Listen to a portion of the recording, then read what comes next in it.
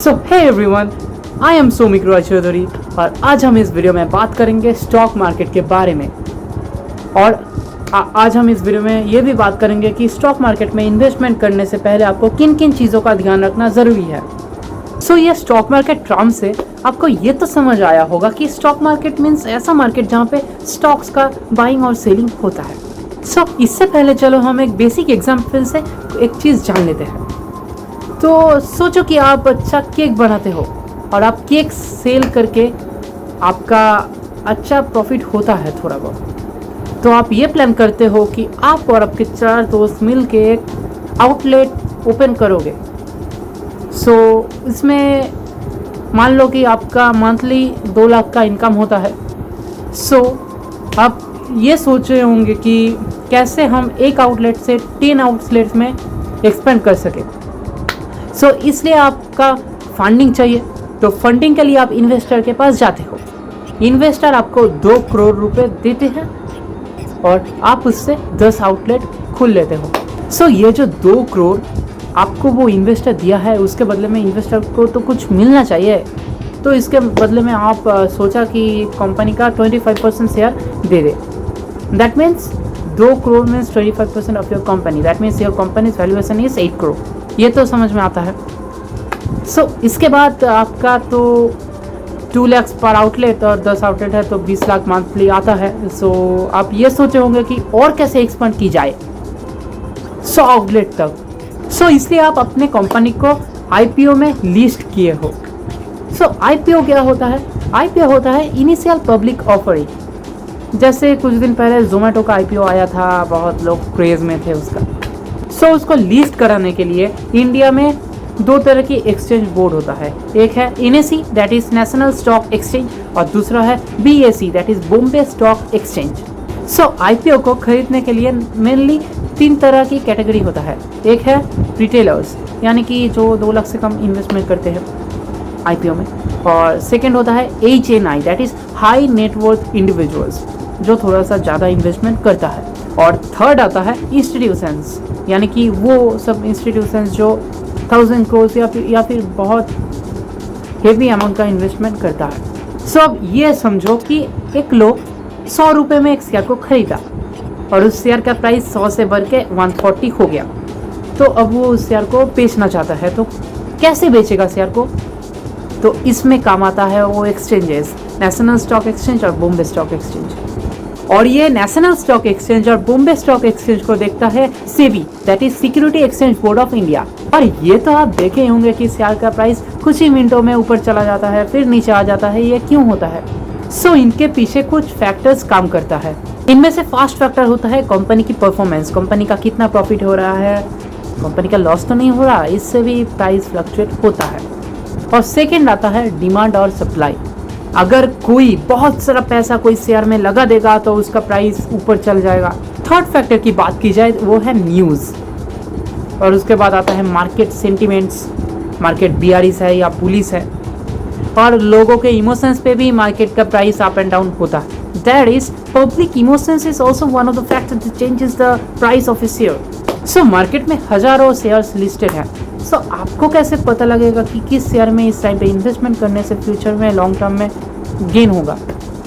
सो इसलिए top companies और कुछ सेक्टर्स का इंडेक्स होता है, जैसे Sensex by Bombay stock exchange, जो इंडिया के टॉप 30 कंपनीज पर मार्केट कैपिटलाइजेशन को डिपिक्ट करता है।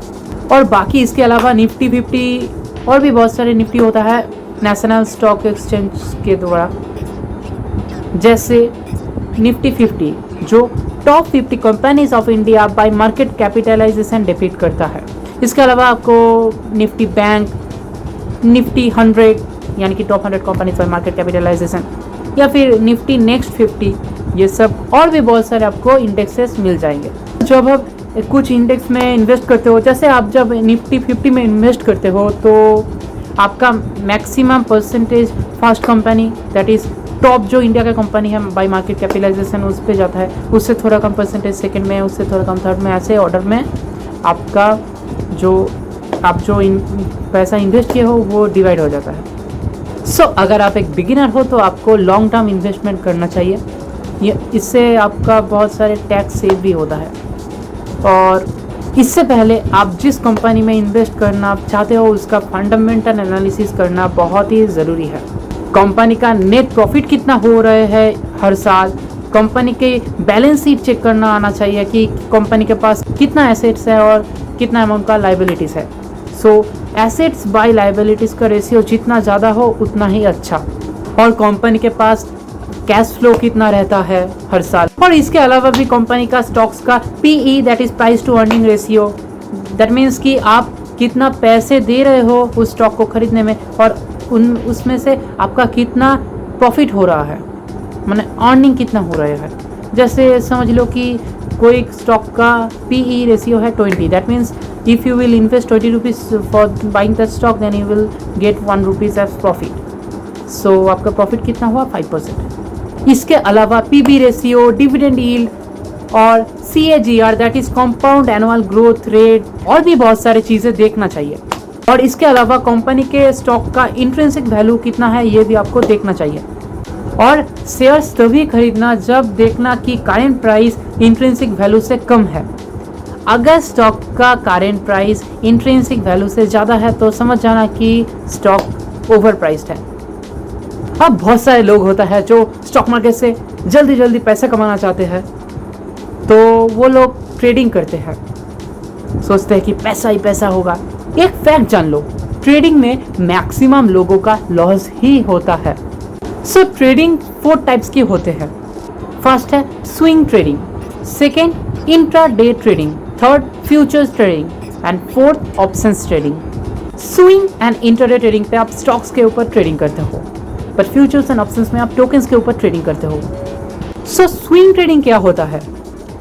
अगर आपको लगता है कि कुछ वीक्स बाद या फिर 1, 2, 3 महीने बाद इस स्टॉक का प्राइस बढ़ने वाला है तो आप स्विंग ट्रेडिंग में स्टॉक को खरीदते हो, और बाकी इंट्राडे पे आप एक ही दिन में स्टॉक के ऊपर ट्रेड करते हो। और आपके मन में अब ख्याल आता होगा कि इंट्राडे ट्रेडिंग क्यों करूं, स्टॉक का इक्विटी डिलीवरी ले लूँगा और उसके बाद जब प्राइस बढ़ेगा तब सेल कर लूँगा। इंट्राडे ट्रेडिंग की क्या ज़रूरत है? इंट्राडे ट्रेडिंग के कुछ बेनिफिट्स है, सच एज आपको मार्जिन मिल जाता है 5x 10x तक। यानी कि आपके पास अगर 10,000 रुपीज़ है तो आप 50,000 रुपीज़ के स्टॉक के ऊपर ट्रेड कर सकते हो। आपका लॉस और प्रॉफिट वो 50,000 स्टॉक के ऊपर ही होगा। और सेकंड बेनिफिट है आप शेयर को बाई करके सेल तो कर ही सकते हो, इसके अलावा आप शेयर को सेल करके उसके बाद बाई कर सकते हो। मतलब अगर आपको लगता है कि शेयर का प्राइस घटेगा तो आप उसको बिना बाई किए ही आपको उसको सेल कर पाओगे और उसके बाद आप उसको खरीद पाओगे। मतलब अगर आपको लगता है कि उस शेयर का प्राइस कुछ मिनट बाद गिरेगा तो आप उसको बिना बाई किए ही उसको सेल कर सकते हो, उसके बाद में आप वो बाई कर सकते हो, दैट इज स्क्वायर ऑफ कर देना। ट्रेडिंग करने से पहले आपको टेक्निकल एनालिसिस करना चाहिए, such as price actions, Bollinger bands, support resistance, candlestick chart analysis, RSI indicator और भी बहुत सारे चीज़ों का एनालिसिस आपको करना चाहिए ताकि आपके लॉस का प्रोबेबिलिटी कम हो। और एक चीज़ का ध्यान रखना, इंट्राडे ट्रेडिंग पे आप 3 बजे से पहले स्टॉक्स को स्क्वायर ऑफ कर देना, नहीं तो कुछ ब्रोकर्स 3 बजे, कुछ ब्रोकर्स 3-10 बजे अपने आप ऑटो स्क्वायर ऑफ कर देते हैं और उससे आपका चार्ज कटता है। ऐसे स्टॉक मार्केट नॉर्मली 3:30 तक ऑन रहता है और सुबह 9:15 में ओपन होता है।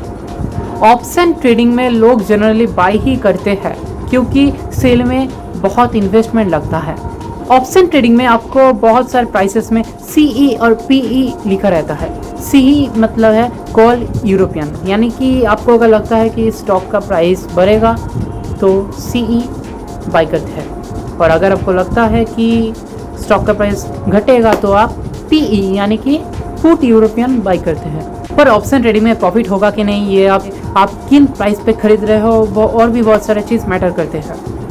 और ऑप्शन ट्रेडिंग में लोगों का बहुत ज़्यादा प्रॉफिट होता है और लॉस तो पूरा पैसा ही हो सकता है, यानी कि आप जितना इन्वेस्ट किए हो उतना आपको खोने के लिए तैयार होना चाहिए। फ्यूचर्स एंड ऑप्शंस पे आपको एक शेयर नहीं मिलता, आपको लॉट में शेयर बाई करना पड़ता है। ऑप्शंस का प्राइस जनरली स्टॉक प्राइस से बहुत कम होता है, क्योंकि वो स्टॉक होता ही नहीं, वो एक टोकन के जैसा होता है। और उसका प्राइस आप किस प्राइस पे खरीद रहे हो ऑप्शन को, और करेंट प्राइस क्या चल रहा है उस स्टॉक का, ये सब पे डिपेंड करता है। और फ्यूचर्स एंड ऑप्शंस में एक्सपायरी डेट होता है, और ऑप्शंस में एक्सपायरी डेट जितना क्लोज आता है उतना ऑप्शंस का प्राइस गिर जाता है। ऑप्शन ट्रेडिंग लोग मोस्टली उन शेयर्स पे करते हैं जिसका प्राइस बहुत फ्लक्चुएट होता है, क्योंकि उसमें ज़्यादा प्रॉफिट होने के चांसेस है। और इसके अलावा स्टॉक मार्केट में करेंसी और commodities such as gold silver में भी लोग ट्रेड करते हैं। सो अगर आप स्टॉक मार्केट से पैसा कमाना चाहते हो लॉन्ग टर्म इन्वेस्टमेंट करके, तो उससे आगे उस कंपनी का फंडामेंटल एनालिसिस ज़रूर करना। You will just see the magic of compounding. I hope कि इस वीडियो से आपको स्टॉक मार्केट के बारे में कुछ सीखने को मिला। सो वीडियो पसंद आया तो लाइक कर सकते हो, और कुछ डाउट है तो कमेंट में बता सकते हो। मैं नेक्स्ट किसके ऊपर वीडियो बनाऊँ वो भी आप कमेंट में सजेस्ट कर सकते हो, और चैनल को सब्सक्राइब कर देना। Good bye.